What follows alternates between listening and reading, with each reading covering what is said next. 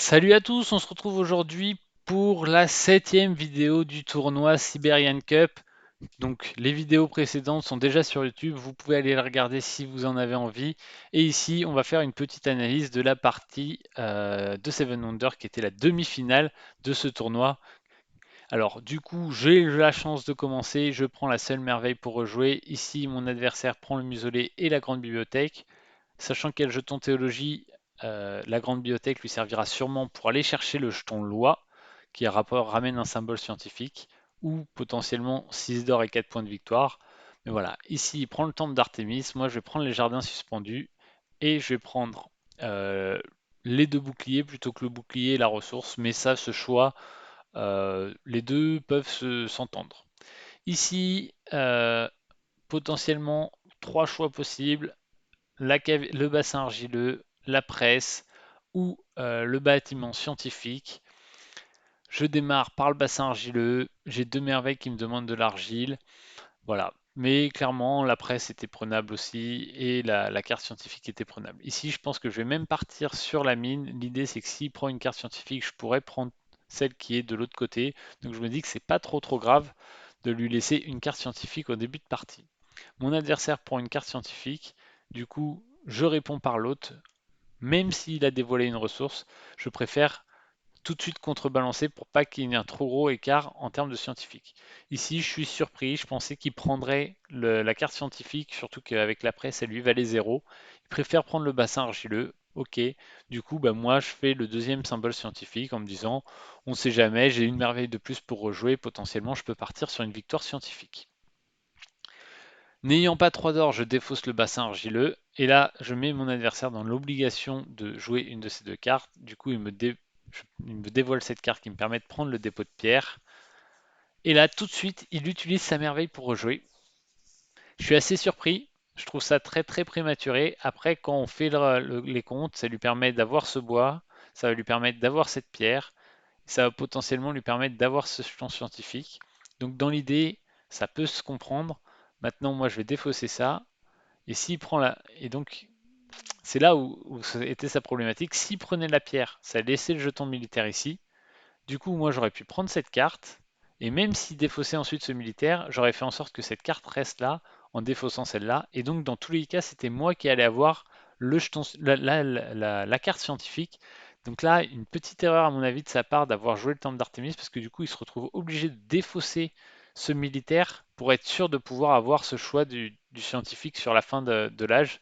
Donc là, à mon avis, c'est une petite erreur. Et là, pareil, il n'a pas de chance parce qu'il est obligé de me laisser les 4 d'or, toujours pour dans l'esprit de essayer de récupérer ce jeton scientifique. Pourquoi c'est si important à cette partie d'avoir le jeton scientifique? Parce que lui, il n'a plus de merveille pour rejouer. Et il y a la théologie qui est présente. Donc du coup, il faut absolument qu'il arrive à faire la théologie rapidement. Ici, je commence. Ça me coûte 9 de faire ce jeton scientifique, donc je sais plus trop ce que je fais, j'hésite, je pense. Je me dis, est-ce que je le défausse, mais dans quel cas il peut aller chercher avec le muselet et donc récupérer le jeton théologie, ou est-ce que je le fais en me disant, bah, potentiellement je vais partir sur une victoire scientifique. Je sais plus trop, mais du coup, ah voilà, c'est ça. Pour ne pas le défausser, mais pour pas payer 9 non plus, je fais ça, je lui défausse la presse, et du coup, en ayant fait ça, je sais déjà que moi je ne pourrais plus gagner en jeton scientifique parce que il n'y a pas le jeton loi disponible et les deux rouages sont passés. Donc déjà, c'est une des options de victoire qui est à enlever et qui est à enlever. En termes de militaires, on est égalité. J'ai deux militaires et deux merveilles pour rejouer. Mais je me dis, il y a quand même pas mal de chances que la partie se termine peut-être en civil. Donc je vais faire attention à quelles sont les cartes qui vont arriver et comment je vais pouvoir récupérer des points de victoire.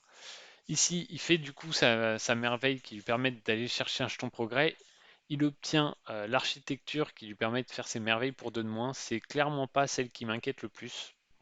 Parce que du coup, ça lui permet pas de prendre de l'avance sur sur les points de victoire. Et ça lui permet pas non plus d'avoir la stratégie ou par exemple l'or. Donc c'est l'économie, je crois, qui fait que l'or que je paye lui revient. Donc ça n'a pas trop d'influence sur mon jeu. Ici, il prend cette carte. Je pense que dans son idée, c'est que moi, je ne peux pas acheter ce compas. Donc pour lui, c'est très intéressant. d'essayer d'avoir le compas.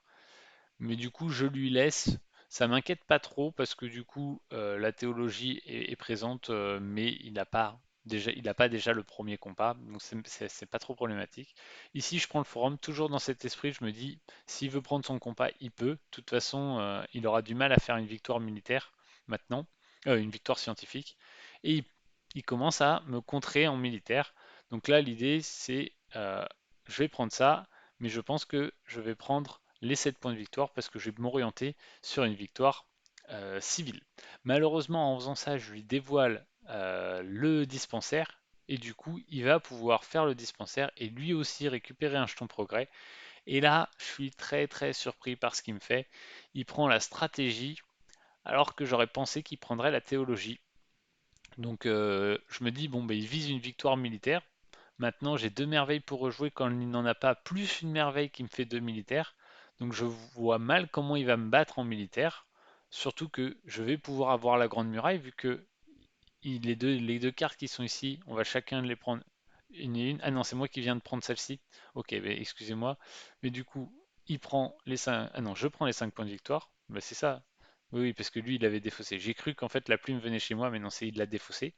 Donc je prends les 5 points de victoire. Et du coup, en plus, c'est moi qui vais avoir la muraille. Donc il va être, à mon avis, très loin d'une victoire militaire. Et donc pour moi, ça va se jouer en victoire civile. Parce qu'avec la stratégie, je vais avoir du mal quand même à gagner militairement. Et il est à 10 et je suis à 21. Donc on a quand même pas mal de marge sur cette partie. Et donc je pense qu'il a fait des petites erreurs. Déjà, je pense que ce jeton progrès, il aurait pu avoir beaucoup mieux. Et ensuite, cette merveille pour rejouer, je pense qu'il l'a joué beaucoup trop tôt, notamment à l'âge 1, qui l'a empêché ensuite de pouvoir prendre les bonnes cartes parce qu'il devait garder, il devait toujours prendre celle de droite pour aller chercher le dispensaire. Et du coup, d'un point de vue, pour gagner, pour avoir la victoire civile, je ne vais pas chercher beaucoup plus loin. Ici, il y a une carte qui me servait à rien, la guilde qui me coûtait 16. Je fais tout de suite ma merveille pour rejouer parce que j'ai pas quand même beaucoup de ressources. Malheureusement, je tombe pas sur deux des meilleures cartes. Du coup, je défausse cette carte-là en me disant, bon, on va aller chercher ces cartes-là. Lui, en plus, il peut pas faire celle-ci parce qu'il avait que 3 d'or. Et vous voyez cette problématique, il a aucune carte jaune. Donc, toutes ces défausses ne lui rapportent que 2 pièces. Et vu son manque de verrerie, ben, ça devient vite problématique pour lui. Donc ici, je vais prendre du militaire. L'idée, c'est que bon, bah, je sais qu'il va prendre celle-ci parce que bon, même si elle me coûte 21, c'est compliqué pour lui. Il peut pas acheter celle-ci et la défausser, ça me semblait compliqué parce que j'aurais pu mettre ça sous mes merveilles et donc du coup, il aurait été en difficulté d'un point de vue militaire. Et du coup, moi, je vais essayer d'aller chercher les 5 points de victoire ici en utilisant ma merveille pour rejouer.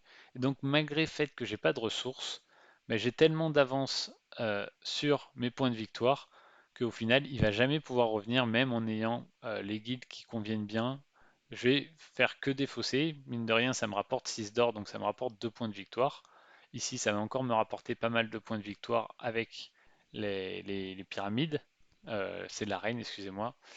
Et du coup, bon, il va revenir, hein, mais il avait déjà pris trop de retard vis-à-vis des points de victoire, notamment parce que j'ai pris ce jeton philosophie.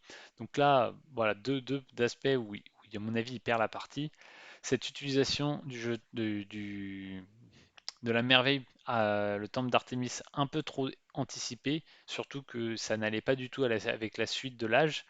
Et ensuite, ben, ce jeton théologie où à mon avis il fait pas le bon choix.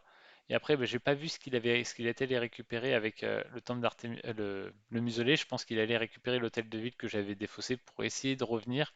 Mais voilà, vu que j'avais bien pris le jeton 7 points de victoire plutôt que la théologie, donc là c'était aussi un choix assez intéressant. Ben, j'ai fait une petite victoire civile. Donc voilà, j'espère que cette petite vidéo d'analyse de la demi-finale vous a plu et je vous dis à tout de suite pour la finale. Allez, salut!